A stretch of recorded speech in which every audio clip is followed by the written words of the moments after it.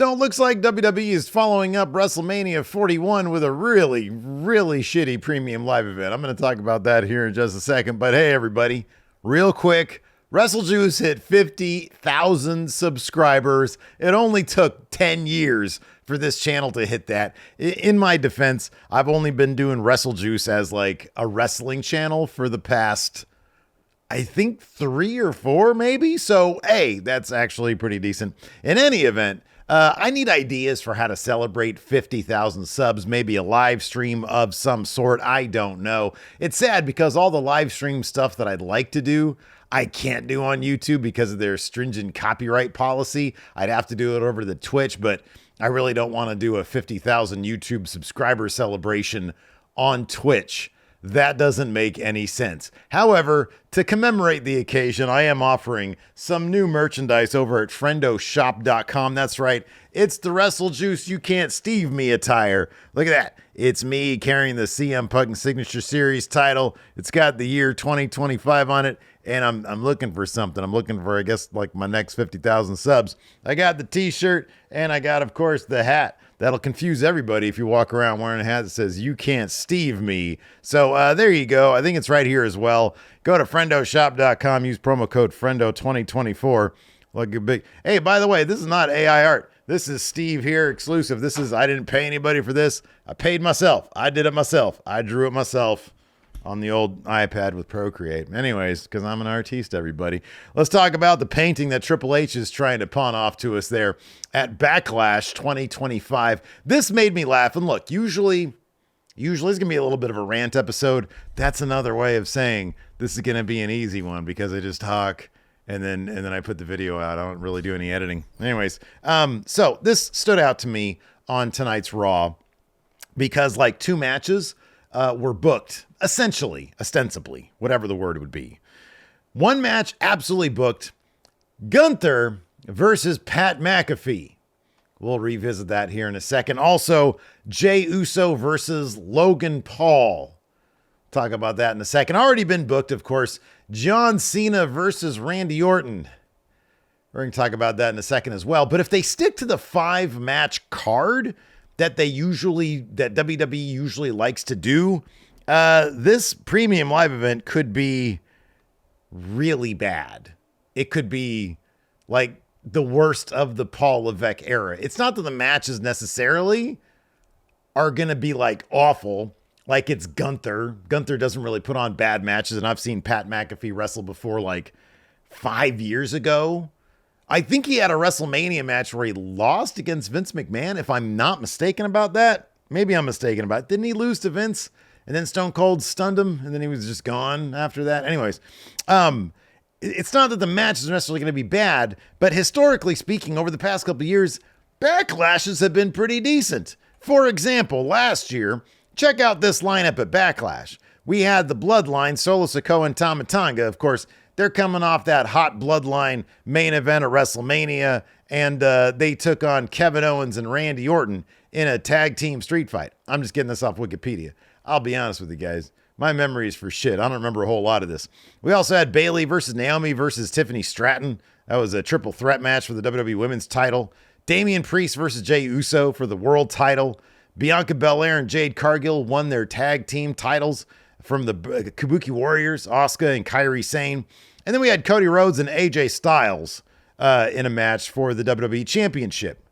It's Backlash France. It was the French edition of Backlash. That's pretty good. That's a pretty good lineup. Coming out of WrestleMania, we had like a title change. We had like title matches. Everybody on the card was like an actual wrestler with WWE. There were like kind of hot angles coming out of WrestleMania. That was good stuff. And then, of course, the year before that was that amazing Backlash there in Puerto Rico, where we had Bianca Belair versus Io Sky. Again, I'm reading off this thing. Seth Rollins versus Omos. That was a 10-minute match. Holy shit. Was that like Omos's good match? I think he had like one good match against Seth Rollins. We also had Austin Theory versus Bobby Lashley and Bronson Reed. I remember that one. It had kind of a wonky finish. But of course, you had the big crowd reaction for Rhea Ripley and Zelina Vega. for the WWE SmackDown Women's title. Granted, it was only a 7-minute match. Probably should have gone a lot longer, given the crowd reaction to Zelina. And then, of course, we had that great Bad Bunny versus Damian Priest street fight, San Juan street fight. And then we had, the Bloodline, Solo Sikoa, Jey Uso, and Jimmy Uso versus Riddle, Kevin Owens, and Sami Zayn. I don't remember anything about that. And then, what is this? Cody Rhodes versus Brock Lesnar, which might have been their good match. Was that the one that Cody won straight up? Was that their last one? I don't know what it was. In any event, the last two international backlashes, man, you had those great international crowds kind of propping up the WWE, so they were just always really hot regardless of what they were putting on. This one's coming to you from St. Louis, which granted is from where Randy Orton's from. So that's good that he's going to get that big crowd reaction. But let's talk about the card as it's being presented to us. So far, we got John Cena versus Randy Orton. I don't know what to expect with this match, guys. And look, here's the thing. I want to put this out there. This is not a channel where negativity thrives. You guys know this. I've been doing this long enough. You guys have watched Going in Raw long enough and the Friendo Club stuff long enough. Larson and I have kind of a reputation for sometimes being even too positive about things. I tried my damnedest to wrap my head around that slow, boring-ass John Cena match at WrestleMania 41. I tried. It's maybe he's working an angle here. He's trying to be anti-entertaining. What the fuck does that mean? It just means boring. Sometimes I tend to over-intellectualize things. I could barely get the irony of me barely being able to say the term anti-intellectualize. Anyways, so I think that there's any number of title matches that John Cena could have had at Backlash where you had kind of the benefit of the doubt that, he's going up against, for example, Samuel Zayn. All right. Sami Zayn, hell of a wrestler. If anybody can get a good match out of John Cena's broken down old ass body, it'd be Sami Zayn. I don't know if Kevin Owens was still, wrestling, able to wrestle. There's another guy. Oh, that's going to be a good one. AJ Styles. That's another one. Could have been really good. I don't know that Randy Orton is that guy. And this is a big if John Cena is attempting to be anti-entertaining, if he's trying to ruin wrestling, him and Randy Orton can find a way to do it. They just put on a 30-minute match where they barely do anything. I'm hoping they do the referential thing. They reference the old John Cena, Randy Orton bit where Cena slapped a ref to get himself DQ'd. I hope they do something like that. Larson had a great idea where John Cena just blatantly attacks the ref, puts him in, an STFU or gives him an AA or both or whatever. But, that match has the potential to be lousy. And then tonight we get Logan Paul. Now, obviously, I have a bias in this match because I don't like Logan Paul.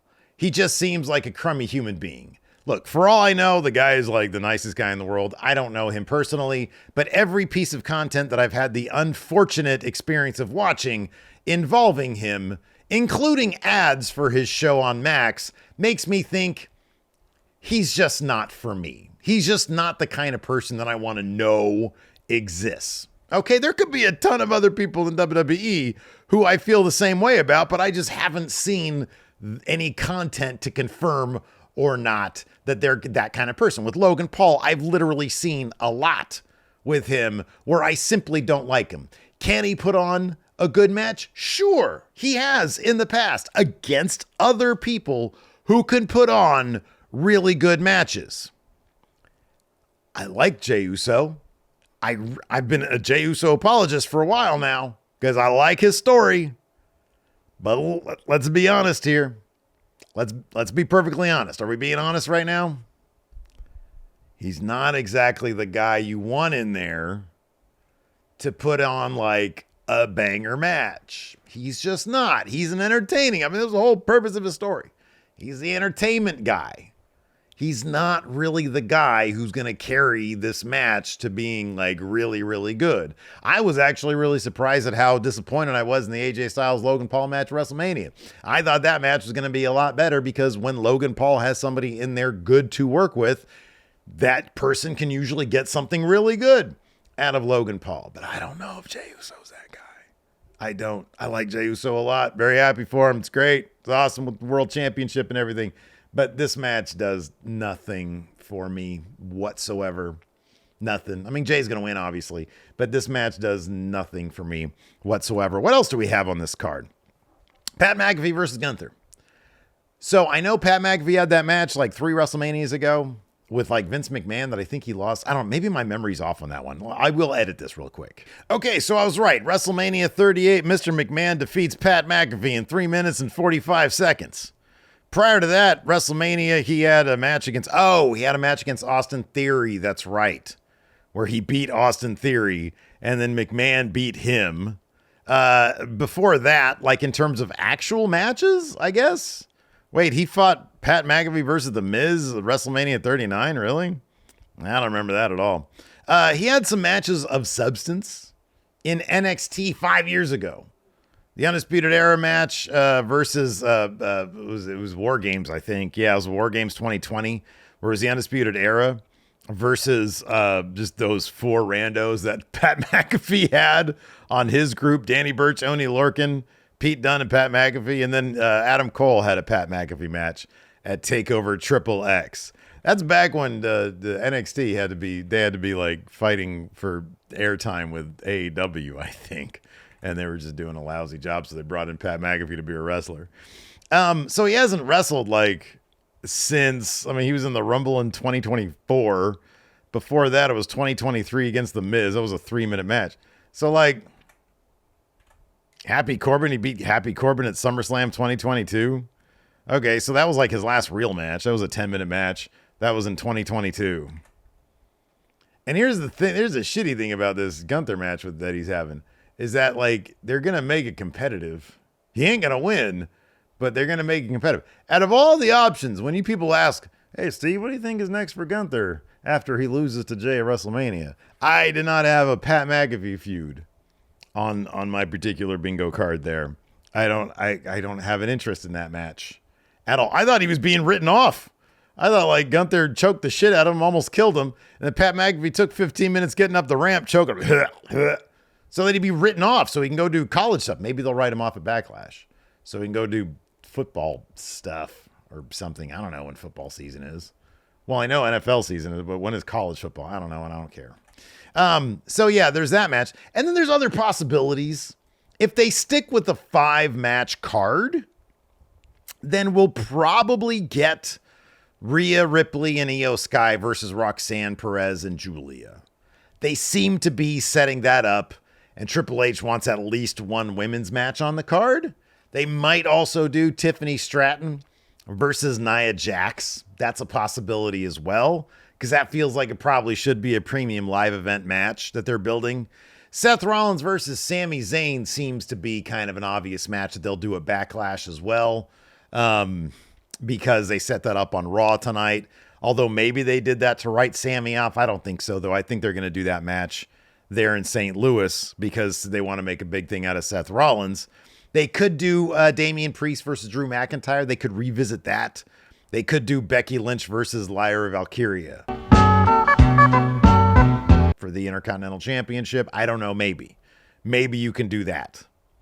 But I don't think any of those matches, like the Rhea, Io, Roxanne, Julia match, that one could be really, really good. Seth versus Sami could be a really, really good match. But if they stick to a 5-match card, 3 of these are going to suck, or have a couple of these are going to suck. It's a possibility. There is a strong possibility 3 of these are going to suck. And it's in St. Louis, which I'm sure the St. Louis crowd is fine, but it's not like they're in Europe or Puerto Rico. So, or even Canada, if they have Sami there. So yeah, man, I don't know. I'm kind of worried. I feel like this Backlash is going to be, this has the potential to be like the worst premium live event of the Triple H era. And that's actually not the bar is pretty high. But if you have 3 matches that potentially could be big old stinkers, I don't know. I don't like being negative. I'm just saying. I'm looking at this card right now and I'm like, wow, this is like, you got to space out the crap. You gotta put that Jey Uso Logan Paul, hey, maybe as a Raw main event. Which would be great, because then I could just sort of, fast forward to the end. I don't see that shit. Anyways, so yeah, I just want to get that little rant. I'm not even in a bad mood. I'm in a good mood today. Larson and I went and played basketball. It felt great. WrestleMania is over. I had a good time this weekend. I'm in a good mood. But then they dropped Pat McAfee versus Gunther on me. I'm like, the fuck is this? What are we doing right now?